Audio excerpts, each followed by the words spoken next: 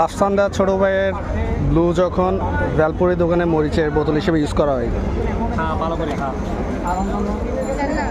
এরকম করে ভাই সুন্দর রাফসানদা এই বোতল কই পাইলা? আইফোন 14 প্রো ম্যাক্স না? হ্যাঁ এই বোতল কই পাইলা?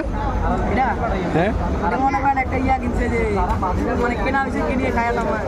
খাইছিলা? এই বোতল খাইছিলা তুমি? কেমন? হ্যাঁ আমি খাই নাই, ওটা আমাদের ভাইয়ের কাছে। কেমন লাগছিল? ভালো লাগছে।